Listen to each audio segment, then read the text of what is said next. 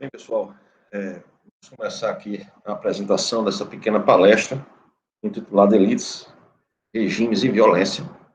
É uma temática que eu não vejo sendo muito comum na academia, né, na área de ciência política propriamente. Estudos de elites é bem forte na sociologia, né, os regimes políticos na ciência política, a violência na sociologia e na antropologia.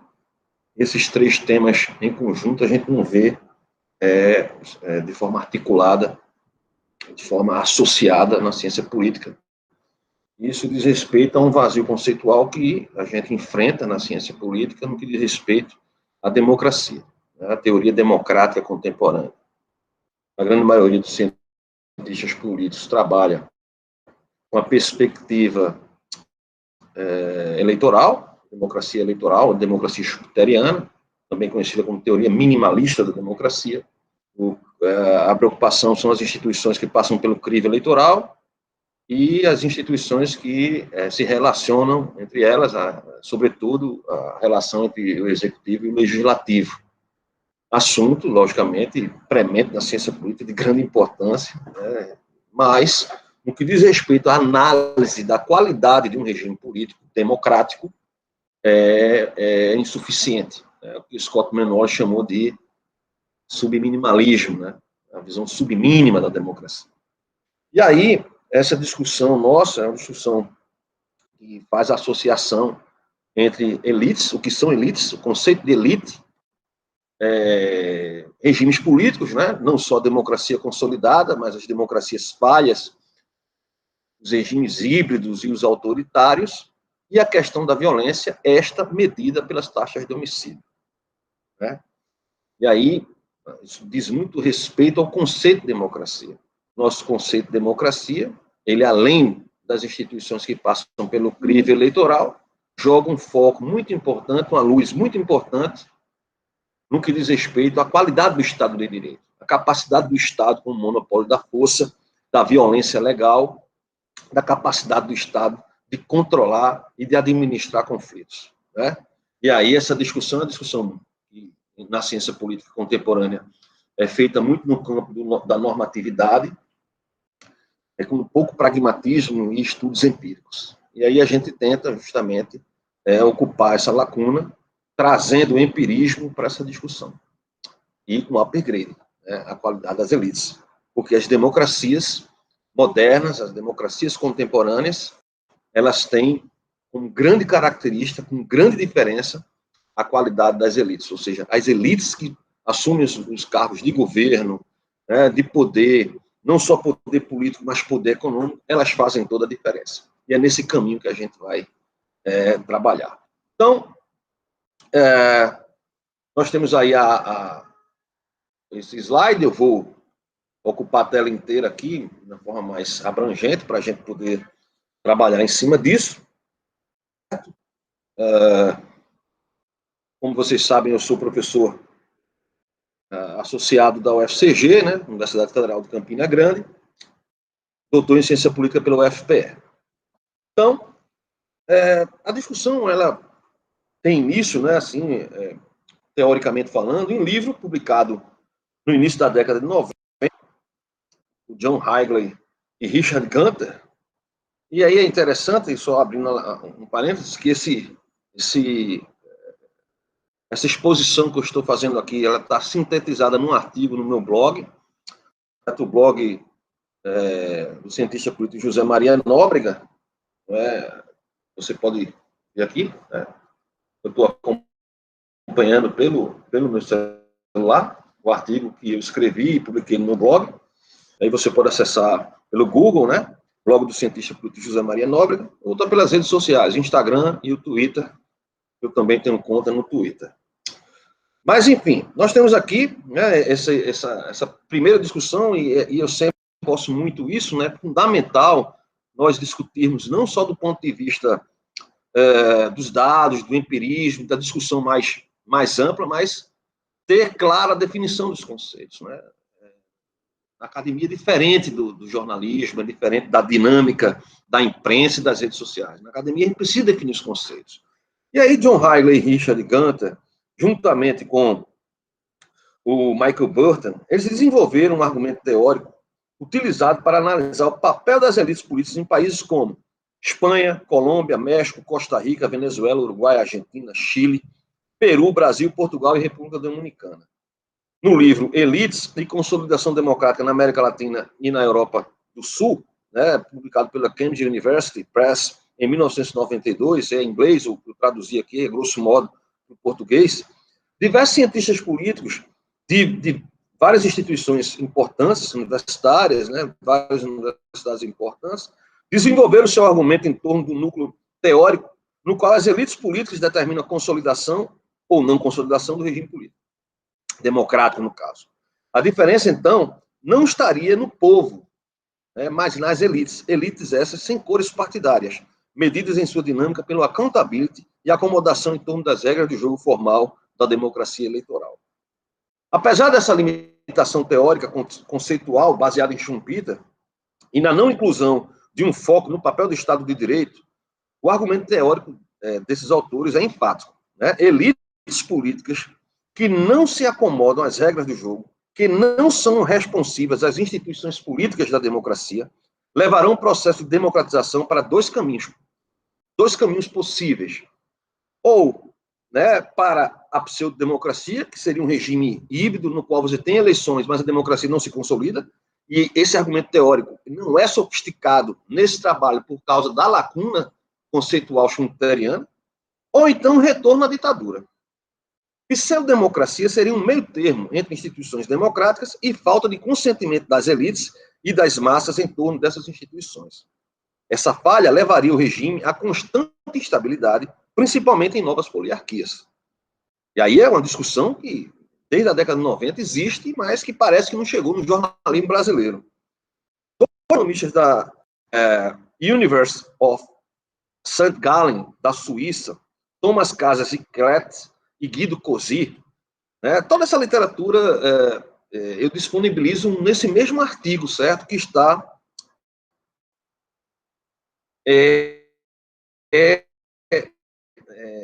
no blog. Está lá as referências bibliográficas, não só da parte. Desenvolveram um interessante indicador para mensurar a qualidade das elites. Trabalho recente, publicado em 2020, um relatório chamado Elite Quality Index, né, trata-se de um indicador baseado na forma como as ações e as diferentes abordagens da geração de riqueza das elites favorecem ou dificultam o progresso do seu país. É um índice de economia política baseado em 4 indicadores principais, a saber, primeiro, poder econômico, segundo, valor econômico, terceiro, poder político e quarto, valor político. Ou seja, desde o ponto de vista das tomadas de decisão, né, das ações das elites, no que diz respeito ao poder, como os valores que essas elites defendem. É muito parecido com aquilo que Acemoglu e Robson, no livro Por que as Nações Fracassam, desenvolveram em seu argumento. Argumento teórico, né, de Robson, Acemoglu e Robson, no qual elites predatórias levam suas sociedades à pobreza, enquanto as geradoras do impulso econômico, que respeitam a propriedade privada e a livre iniciativa, são elites progressistas. Não à toa você vai encontrar realidades numa mesma região de países que se desenvolvem economicamente, suas sociedades também, e outros que não conseguem fazer isso, não obstante terem passado por mesmos processos históricos.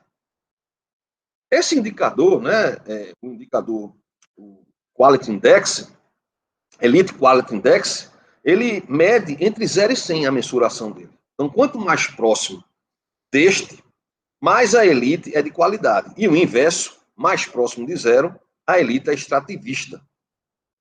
Esse índice, ele analisou 32 países dos 5 continentes, medindo como as elites criam ou não valores econômicos e de desenvolvimento humano e como isso impacta na qualidade de vida das pessoas nesses países, né? E aí o ranking, né, a gente pode, eu vou mostrar para vocês mais na frente, dos países que está exposto no artigo, eu vou mostrar para vocês agora, ele mostra de 32 países, é uma amostra de 32 países em diversos continentes, nos 5 continentes.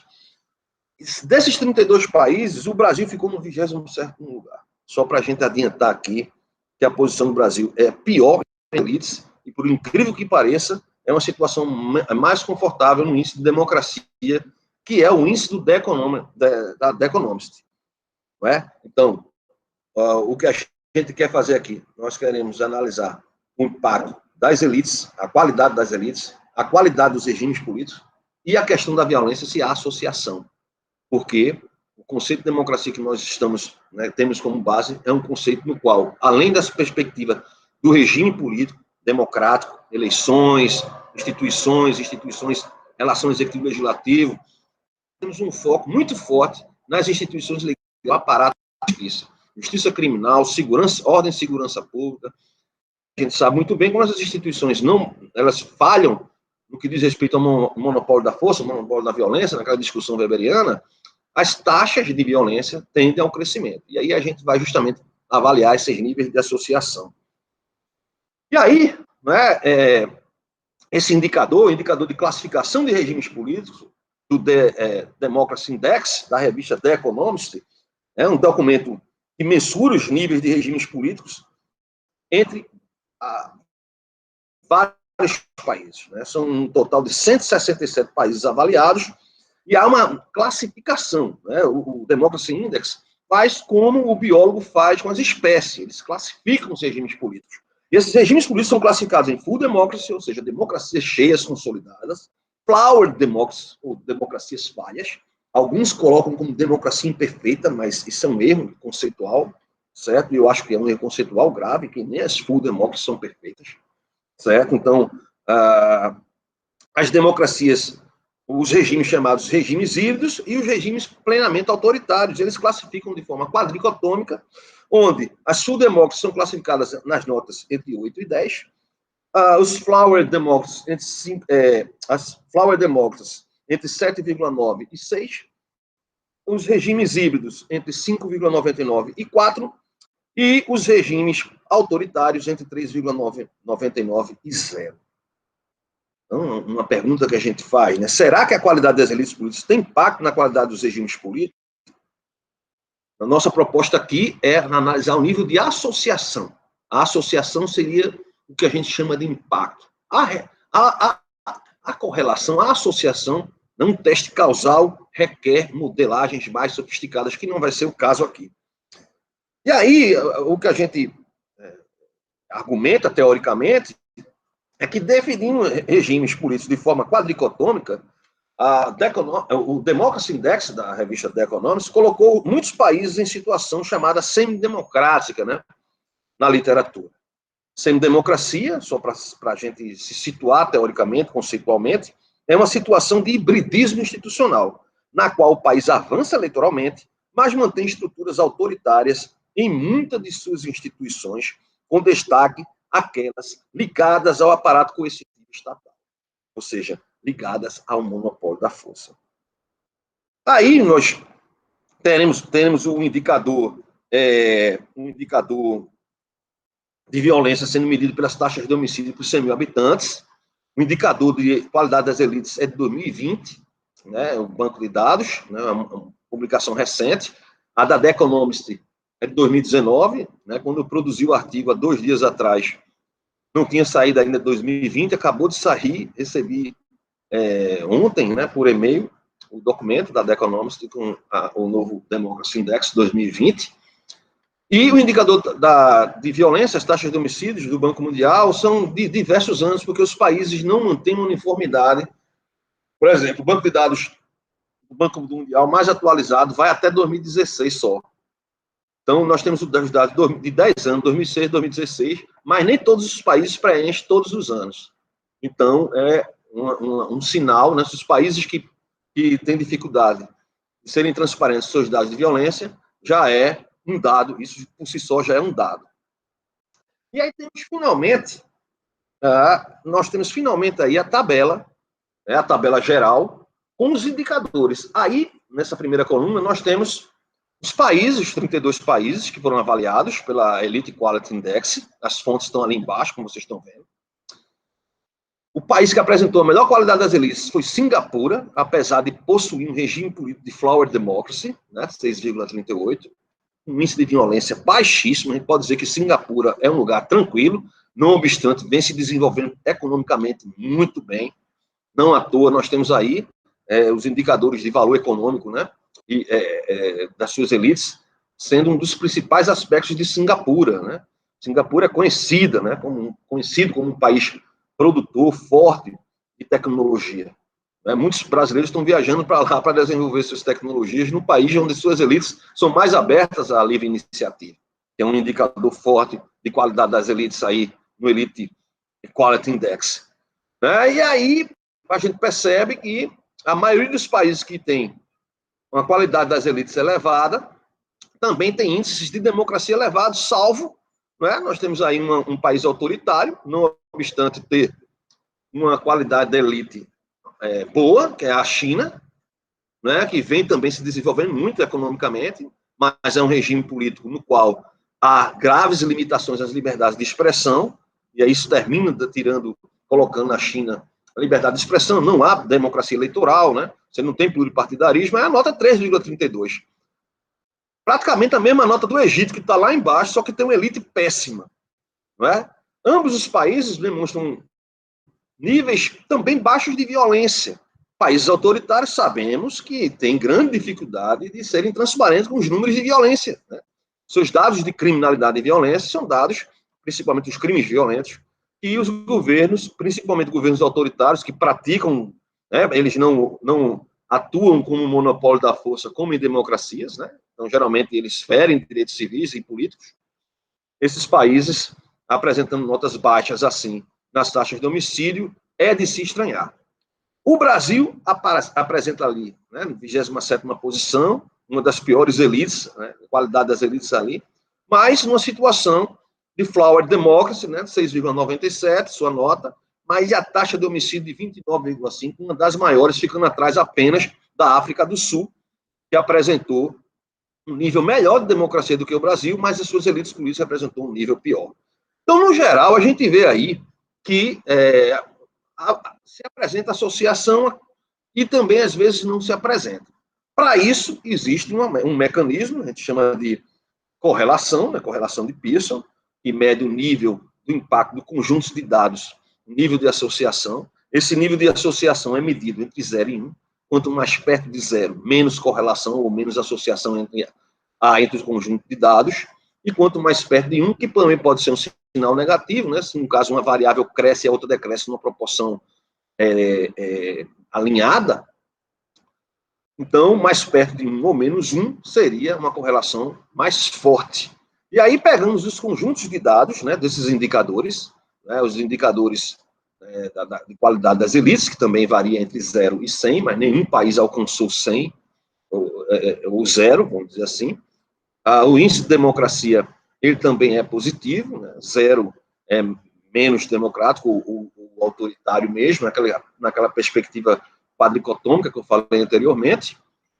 Então, nós temos aí o melhor indicador de democracia ficou com a Noruega, né, com 9,87.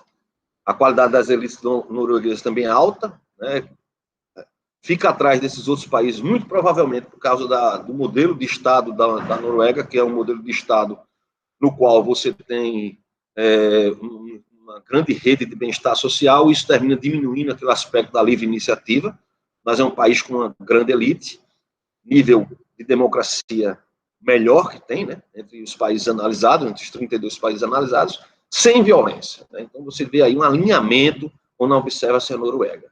E aí a gente vai fazer a associação para ver, no geral, se há uma correspondência, né, da teoria, ou seja, qualidade, boa elite, qualidade das elites, com os regimes, está associado a um regime político de democracia consolidada e de baixos níveis de violência. Né? Se a teoria, conforme a gente está construindo conceitualmente aqui, na perspectiva empírica, ela se confirma. E aí, o que é que nós temos? Os modelos estatísticos. Então, a correlação entre elites e regime político, com a correlação de moderada a alta. Então, a nossa hipótese teórica é confirmada. As elites de maior qualidade, né? Quanto melhor a qualidade das elites, a tendência, né, 0,55 aí. A tendência superior a 55% do regime político também tem um regime político de democracia avançada, não é? Então, nós temos alguns outliers ali, como eu mostrei para vocês, mas a correlação ela é bastante interessante, porque, no geral, a hipótese se confirma, né? Ou, pelo menos, a hipótese da associação. Correlação entre elites e taxas de homicídios, um sinal negativo, ou seja, um sinal esperado pela teoria. Ou seja, quanto maior a qualidade das elites, a tendência a ter menos violência ou a tendência a ter menos homicídios. As elites são importantes, sim. Você ir numa urna e votar num corrupto, num salafrário, certo? Isso vai impactar na violência, sim. Tá certo? O modelo diz isso.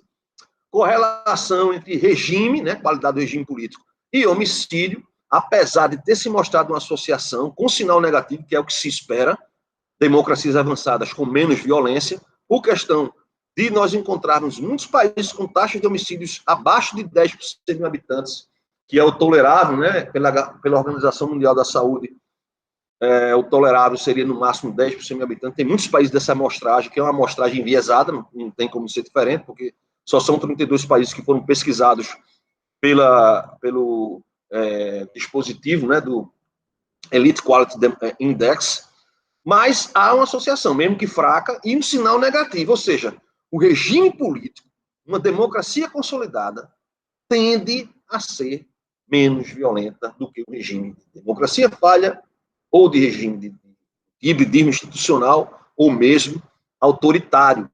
Ou seja, a característica de nós termos mais violência em regimes semidemocráticos, democracias frágeis, é maior do que no regime de democracia consolidada.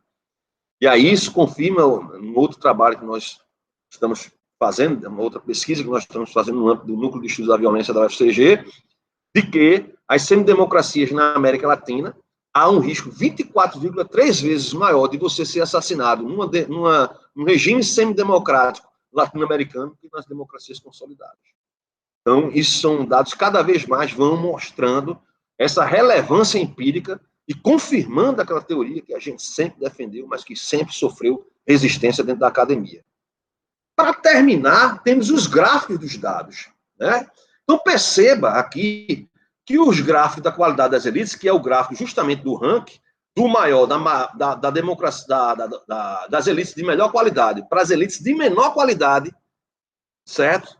Nós podemos observar que, do ponto de vista do índice de democracia, né, índice de regimes políticos, que eu prefiro chamar regimes políticos, porque a democracia consolidada são poucas, né? Então você tem aqui esse volume bem menor, né? Você tem principalmente países aqui com lamentáveis a situação em termos de regimes híbridos, semidemocráticos ou mesmo autoritários, como no caso da Arábia Saudita aqui. E o gráfico de homicídio, veja só, veja a diferença. Os países de qualidade das elites, está aqui nas taxas de homicídio, Estados Unidos é que se destaca, sendo Estados Unidos, taxa de homicídio 5 por 100 mil habitantes, e não chega, está muito longe dos 10, que seria um limite tolerável. Então, o que nós observamos é que há, sim, um nível forte de associação entre elites políticas e econômicas. Essas elites vão ser responsáveis pelas tomadas de decisão governamentais, vão ser responsáveis pela economia, vão ser responsáveis pela criação de leis, empecilhos ou não, para o desenvolvimento econômico, e vão ser responsáveis pela impunidade, caso elas, nas instituições de controle, né, da corrupção, do crime, essas elites sejam irresponsivas, ou seja, elas não tenham como valor a transparência, a boa versação, né, dos recursos públicos, e por aí vai. Né? E isso tem, sim, um nível de associação com a qualidade das suas elites, com a qualidade dos seus regimes políticos. Não à toa, as melhores elites apresentam ali os melhores indicadores de democracia.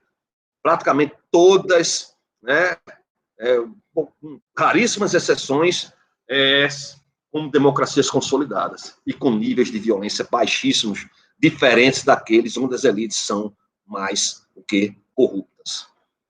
Certo? Está dado o recado. E o artigo está no blog, né? Blog do cientista político José Maria Nóbrega. Agradeço a todos vocês, um grande abraço e até a próxima.